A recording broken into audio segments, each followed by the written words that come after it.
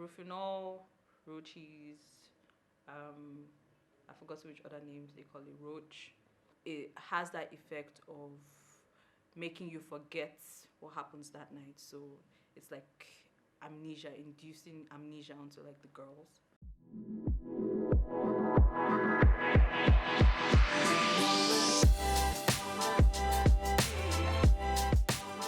For my own circle of people I know, marijuana is the most used drug.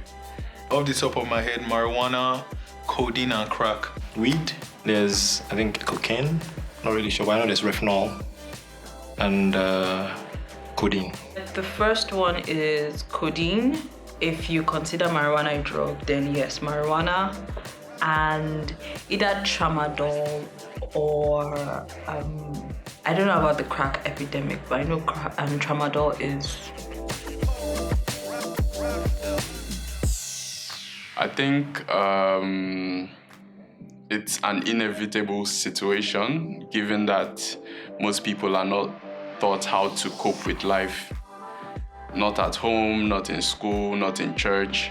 So use of recreational drug is just a coping mechanism that people are gonna fall to if they're not given more practical ways of dealing with the stresses and anxieties of life. Most people are influenced to doing what they really don't know about.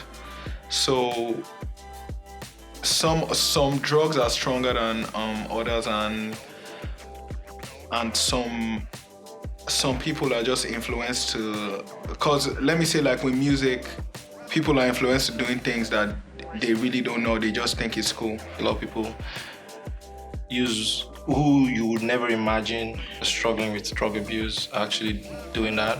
And I think it's smart, particularly because of the nation's approach to or the general societal impression of what drug abuse or drug use is. Most people see it as a bad thing, it's a taboo, and all of that. But meanwhile, it's actually a sickness, as against just being an issue or someone is a bad child by using that. It's like a stigma. You meet people who don't see anything wrong with it anymore because they need some form of dependency. They want to depend on something other than life, or depend on something other than the people they have around them. And I think that is very, very sad.